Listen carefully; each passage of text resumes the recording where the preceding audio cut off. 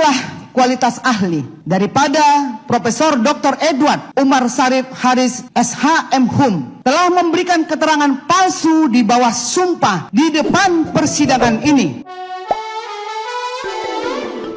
Hola netizen yang tercinta, kembali lagi di kasus Jessica ya. Hadirin sekalian, kita harus kawal terus kasus ini, jangan sampai tenggelam dengan pengalihan isu-isu yang lain. Untuk video kali ini kita kembali ke pembahasan mengenai bapak ahli dari segala ahli, Prof. Edi. Ada salah satu netizen yang terhormat menguak jejak digital di persidangan Jessica pada tahun 2016, di mana yang sebelumnya terbongkar kalau Prof. Edi selaku ahli hukum pidana bersaksi tanpa disumpah. Nah, dalam video ini sang kuasa hukum dari Jessica menyatakan keberatan dengan salah satu keterangan dari Prof. Edi yang sudah sangat yakin mengatakan Jessica adalah pelakunya. Kuasa hukum Jessica menyebut kalau Prof. Edi memberikan keterangan palsu. Oke, kita simak dulu videonya ya. Agak sedikit berat tapi perlu untuk disimak ya. Sumpah palsu ahli Profesor Dr. Edward Umar Syarif Haris SH.M.Hum. Majelis Hakim yang mulia serta jaksa penuntut umum yang kami hormati, bahwa pada tanggal 25 Agustus 2016 jaksa penuntut umum telah menghadirkan dua ahli di depan persidangan ini, yaitu Dr. Renat Imade Agus Jeljel selaku ahli toksikologi dan Profesor Dr. Edward Umar selaku ahli hukum pidana dan acara pidana. Bahwa kami selaku tim penasihat hukum telah mempelajari berita acara ahli pada saat diperiksa di Polda Metro Jaya, dan Profesor Dr. Edward di dalam BAP-nya telah menyimpulkan dengan yakin Jessica bersalah. Oleh karenanya, penasihat hukum berkeberatan ahli ini sebagai ahli karena ahli Profesor Dr. Edward sudah berkeyakinan bahwa terdakwa bersalah. Apakah mungkin ahli masih dapat memberikan pendapatnya secara independen? Karena Profesor Dr. Edward tidak memberikan pandangan hukum, tetapi langsung memberikan pendapat mengenai kasus ini melalui fakta dan membicarakan fakta. Kemudian penuntut umum memberikan pendapat bahwa dasar pemeriksaan ahli adalah pasal 120 KUHP, yaitu ahli akan memberikan pendapat sesuai dengan pengetahuannya, dan dalam pasal 186 KUHP, yaitu apa yang ahli nyatakan di depan persidangan, sehingga penasihat hukum kembali menyampaikan sehubungan dengan pernyataan penuntut umum. Berarti apa yang disampaikan ahli di depan persidanganlah yang benar dan tidak bertumpu pada berita acara. Demikian yang dijawab yang mulia. Dan pada saat Profesor Edward diperiksa, jaksa penuntut umum mengajukan pertanyaan kepada Profesor Dr. Edward, apakah masih tetap pada keterangan yang sebelumnya yang pernah diberikan dalam berita acara pemeriksaan? Dan Profesor Edward menjawab dengan jelas dan lugas sebagai berikut.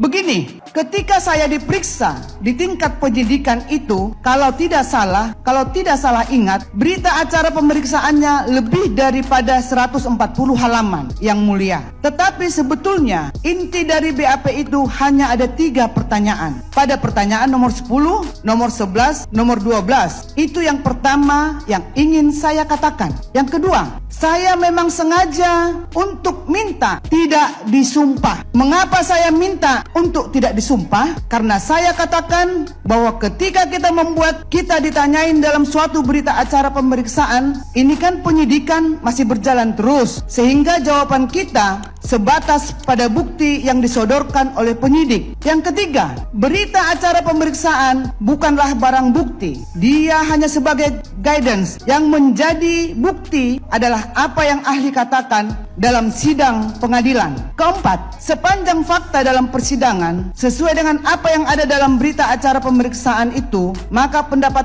ahli tidak berubah. Demikian yang mulia. Bahwa sebagaimana pernyataan Profesor Dr. Edward yang menyatakan sengaja untuk minta tidak disumpah. Mengapa saya meminta untuk tidak disumpah adalah sebagaimana yang telah dikutip di atas tadi, bahwa pernyataan Profesor Dr. Edward tersebut adalah pernyataan yang tidak benar, karena Profesor Dr. Edward Syarif telah diambil sumpahnya oleh penyidik sebelum ahli diperiksa di persidangan ini, yaitu tanggal 23 Februari 2016. Kami akan bacakan berita acara penyumpahan daripada Profesor Dr. Edward Umar Syarif Haris SH.M.Hum. Berita acara penyumpahan ahli pidana pada hari ini, Selasa tanggal 23 bulan Februari tahun 2016, sekitar pukul 9:55 WIB, kami, Gunardi Gunardi, pangkat komisaris polisi, sesuai ketentuan pasal 120 KUHP. Sebelum saksi ahli memberikan keterangan kepada penyidik, terlebih dahulu bersumpah sesuai agama Islam yang dianut. Identitas saksi ahli pidana tersebut sebagai berikut: Profesor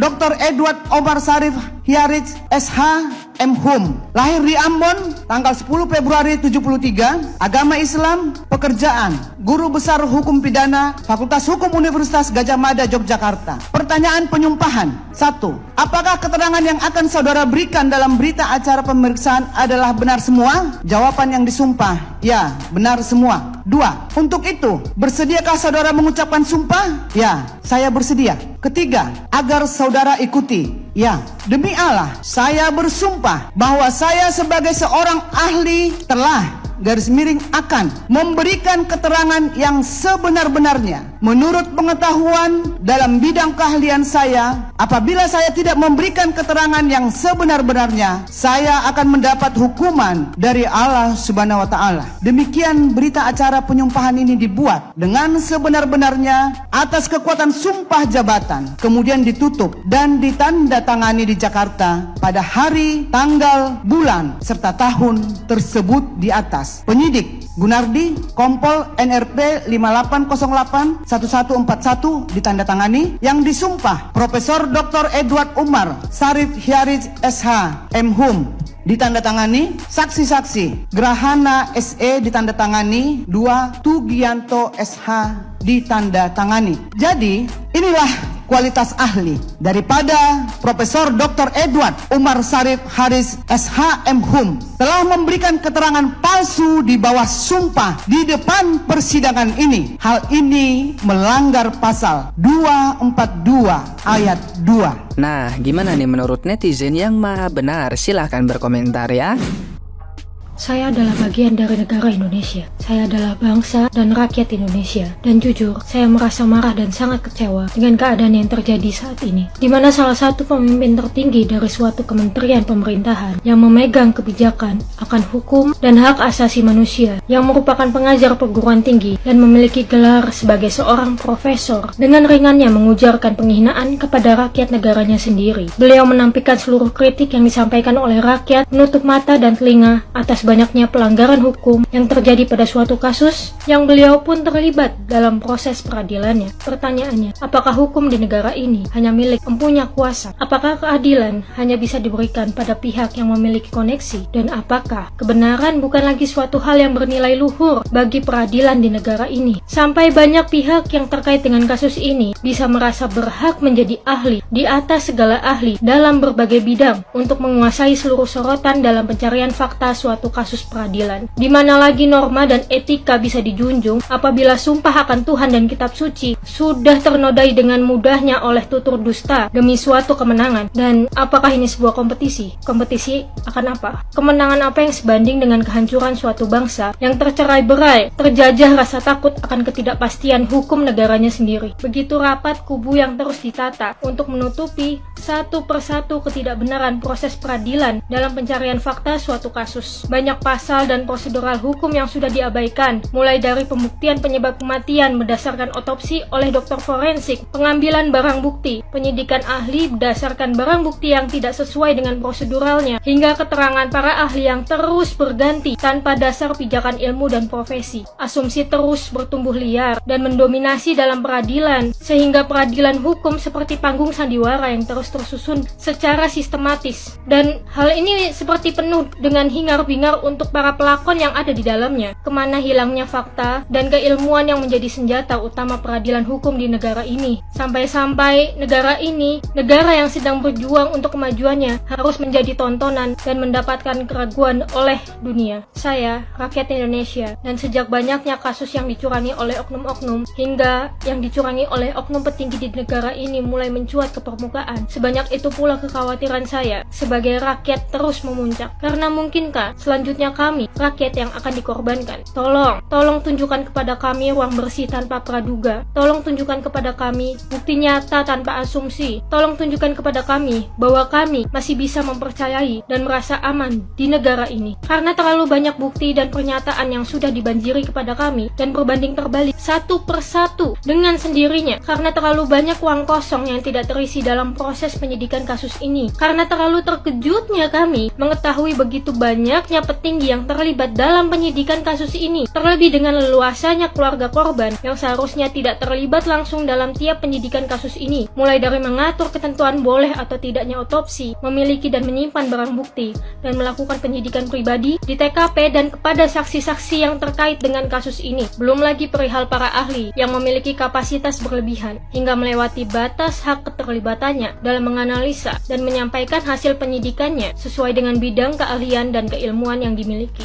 Dan hal yang paling mencederai kepercayaan kami rakyat Indonesia adalah banyaknya pelanggaran hukum dan prosedural yang dilakukan di atas kasus ini, hingga kasus ini bisa dinyatakan dengan putusan bersalah dan dijatuhi hukuman penjara 20 tahun. Bahkan hingga kasus ini menjadi sorotan dunia kembali, kebohongan demi kebohongan terus dirajut di depan muka kami. Tolong pahami bahwa sorakan kami ini bukan sorakan orang bodoh. Tolong pahami bahwa sorakan kami ini bukan angin lalu yang akan redup saat waktunya. Namun sorakan kami ini adalah tumpukan rasa sesak yang sudah tertahan lama. Sorakan kami adalah berisiknya pikiran yang tidak lagi ingin diam. Sorakan kami adalah ketakutan akan penyesalan kepada generasi penerus yang tidak bisa mendapatkan kehidupan dengan layak. Tolong pahami ini. Kami juga mendambakan kehidupan damai dengan keamanan dan keadilan, dan kami berhak akan itu. Kami mempercayai dan menjunjung tinggi sepenuhnya bahwa konstitusi negara ini bernilai luhur dan sakral, bahwa seluruh yang tertuang di dalamnya merupakan pedoman dan kewajiban yang mengikat bagi seluruh bangsa Indonesia tanpa terkecuali satupun. Kami percaya bahwa seluruh nilai yang tertuang di dalam Pancasila sebagai dasar negara tidak akan luput dalam dasar-dasar pengambilan keputusan dan kebijakan. Dan karena itu, saya, bagian dari rakyat Indonesia, dengan hormat mengajukan permohonan kepada Mahkamah Agung Negara Republik Indonesia untuk mengabulkan penyelenggaraan sidang peninjauan kembali atau sidang PK untuk Jessica Kumala Wongso dengan sidang terbuka. Izinkan kami rakyat Indonesia turut serta dalam pengawalan kasus ini. Izinkan kami mempelajari dan mengetahui bahwa kami benar-benar dilindungi sepenuhnya oleh negara. Izinkan kami turut merasa bangga akan keadilan hukum di negara kami sendiri. Izinkan kami menjadi saksi ketidakbenaran penilaian pihak-pihak yang berusaha memecah belah bangsa ini. Mohon izinkan kami, karena kami juga ingin menjadi bangsa dan negara yang maju, yang bukan hanya memiliki kemudahan dalam berkata, namun juga memiliki revolusi mental dan pola pikir yang terus bertumbuh. Dan melalui video ini, saya mengajak saudara-saudari rakyat Indonesia turut serta dalam salah satu upaya kemajuan negara ini dengan menggunakan hashtag Indonesia Bersih Damai Tanpa Oknum sebagai bentuk dukungan kepada seluruh upaya yang dilakukan untuk memajukan negara ini, negara Republik Indonesia. Dan saya menggaungkan gerakan ini untuk membawa pesan semangat kemajuan dan perdamaian, di mana hal ini akan menjadi pengingat bahwa kita, negara dan bangsa yang kuat, yang tidak mudah terpecah belah oleh pemberitaan dan usaha oknum-oknum yang ingin mengambil keuntungan dalam permasalahan yang terjadi di negara ini. Bahwa kita bisa hidup dengan tenang di negara yang dipimpin oleh para pengemban mandat yang bertanggung jawab dan juga sangat berintegritas. Sehingga tidak ada lagi ruang untuk oknum-oknum yang bisa dapat mengendalikan negara ini, bangsa kita, hak dan hidup kita. Dan hal ini kita awali dengan pengawalan kembali kasus ini melalui sidang PK2 untuk Jessica Kumala Wongso. Sidang PK2, sidang terbuka. Salam dari saya rakyat Indonesia. Salam Indonesia bersih damai tanpa oknum.